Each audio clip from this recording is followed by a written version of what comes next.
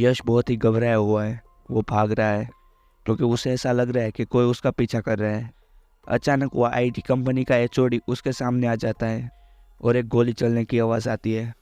ये गोली क्यों चलाई, किसने चलाई, ये जानने के लिए पूरी वीडियो एंड तक देखें। और हाँ, अपनी कुर्सी की पेटी बांध लीजिए क्योंकि मौसम बिगड़ने वाला है।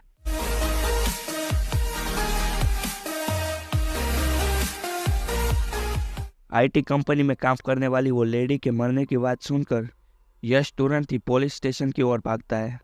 यश इंस्पेक्टर जोरावर को सारी बातें बताता है। तभी वहां अचानक डीसीपी याकूब आ जाते हैं। याकूब यश को धमकाते हुए कहता है कि भाई तू ये रिपोर्ट वापस ले ले, वरना उस लेडी की तरह तेरी मौत भी कब हो जाएगी तुझे पता भी नहीं चलेगा। फिर यश याकूब को अपने भाई विक्रम आहूजा की फोटो दिखाता है।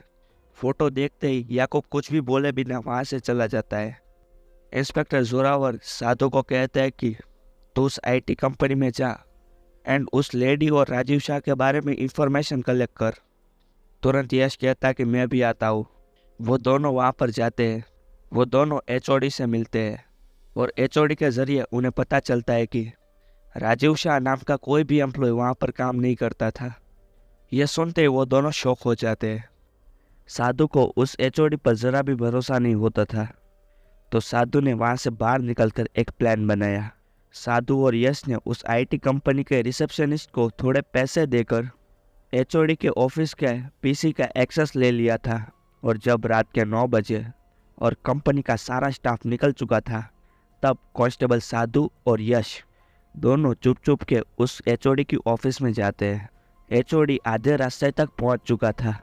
जैसे यश पीसी में पासवर्ड डालता है, तुरंत ही एचओडी के फ़ोन में एक नोटिफिकेशन आता है और वो तुरंत ही भाग के ऑफिस की ओर बढ़ता है।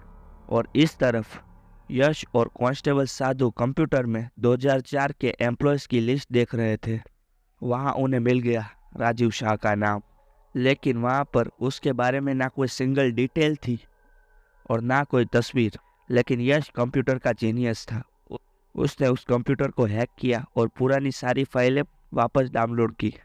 और उसमें से एक फाइल ऐसी थी जो देखकर वो दोनों शॉक हो जाते हैं, क्योंकि यश को राजीव शाह की फाइल मिल चुकी थी।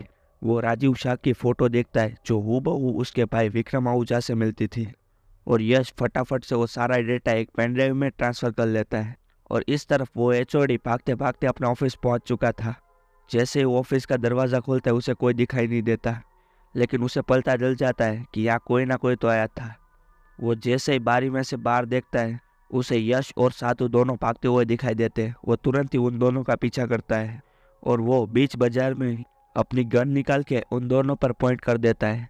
साधु चालाकी से उसका हाथ पकड़कर उसकी बंदूक खींचने की कोशिश करता है। यश उसके हाथ से उसकी बंदूक छीन लेता है और एचओडी की तरफ गन पॉइंट करता है। और इस तरफ वो एचओडी साधु को मार रहा था और हड़बड़ी में यश से गोली चल जाती है और वो एचओडी वहीं पर गिरकर मर जाता है। और तभी वहाँ पर डीसीपी याकूब आ जाता है, क्योंकि साधु ने पहले से उन्हें मैसेज करके बुला लिया था। डीसीपी याकूब आते ही यश पर गुस्सा करने लगते हैं कि तुमने उसे क्यों मार डाला, ये हमें जिंदा चाहिए था। यश को कुछ समझ में नहीं आ रहा था कि क्या हो रहा है। फिर डीसीपी याकूब यश और कांस्टेबल साधु को लेकर पुलिस स्टेशन जाते हैं। याकूब यश से कहता है कि साधु मेरे लिए काम करता है। हम लोग पिछले 2 साल से राजीव शाह को ढूंढ रहे हैं और पता नहीं एक दिन तुम अचानक आए और तुमने अपने भाई विक्रम आहूजा की फ़ोटो में दिखाई और वो हूबहू राजेश शाह से मिलता था। इसीलिए हमें शक हुआ और मैंने साधु को तुम्हारे साथ भेजा। फिर यश ने पूछा कि आप लोग राजीव शाह को ढूंढ क्यों रहे हैं। याकूब ने कहा कि 2 साल पहले 2004 में कोलकाता की सेंट मैरी स्कूल में जो बॉम्ब ब्लास्ट हुआ था, वो बॉम्ब ब्लास्ट इजी राजीव शाह ने किया था। और ये बात सुनकर यश को बहुत बड़ा झटका लगता है। यश के साथ धोखा हुआ था, क्योंकि कांस्टेबल साधु उसके साथ रहकर उसके भाई विक्रम आहूजा को नहीं, राजीव शाह को ढूंढ रहे थे। याकूब ने यश से कहा, हम उस एचओडी तक पहुंच ही गए थे जिसका डायरेक्ट लिंक राजीव शाह से था। तुमने उस पर गोली चलाकर सारा केस बिगाड़ दिया। यश निराश हो जाता है क्योंकि कोई उसके भाई के बारे में बात ही नहीं कर रहा था और यश वहाँ से चला जाता है। अगले दिन सुबह याकूब यश को फ़ोन करके पुलिस स्टेशन बुलाता है, जैसे यश पुलिस स्टेशन पहुंचता है, याकूब उससे कहता है कि हमें तुम्हारी मदद की ज़रूरत है। यश मदद करने के लिए मना कर देता है, तो याकूब उसे भरोसा दिलाता है कि वो उन लोगों की मदद करेगा तो वो लोग राजीव शाह को पकड़ लेंगे और उससे उसका भाई भी जल्दी से जल्दी मिल जाएगा उसे। यश कल रात वाली पेन ड्राइव निकालता है, जिसमें से उन्हें एक कोड मिलता है, जिन्हें डिकोड करने पर एक नंबर मिला था जो भास्करन का था। यश भास्करन को फ़ोन लगाता है और कहता है कि मुझे उस एचओडी के कंप्यूटर में से तुम्हारे खिलाफ बहुत सारे एविडेंस मिले हैं।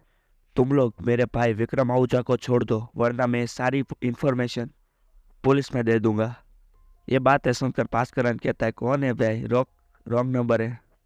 वो तीनों सोच रहे थे कि ये क्या हो रहा है, क्यों फ़ोन काट दिया उसने।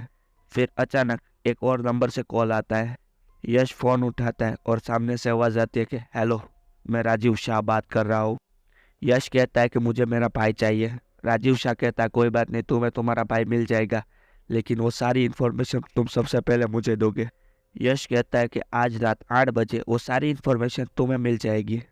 यश उसे एक एड्रेस देता है और कहता है कि शाम को तुम मेरे भाई को लेकर यहाँ आ जाना। शाम के 7 बज चुके थे और आज दुर्गा माँ का दिन था, यानी दुर्गा माँ की पूजा का दिन था, और त्योहार की वजह से पूरे शहर में बहुत भीड़ हो चुकी थी।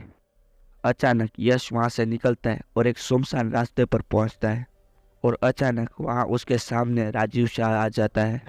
राजीव यश से कहता है कि तुम वो सारे पेपर मुझे दे दो, सारी इन्फॉर्मेशन मुझे दे दो, और मैं तुम्हारे भाई को छोड़ दूंगा। यश ये सब सुनकर ज़ोर ज़ोर से हंसने लगता है और बंदूक निकालकर राजीव शाह को 3 गोली मार देता है। अब रात के 8 बज चुके थे। याकूब, इंस्पेक्टर जोरावर और कांस्टेबल साधु उस जगह पर पहुंचते हैं, लेकिन वहां पर उन लोगों को सिर्फ राजीव शाह की लाश मिलती है।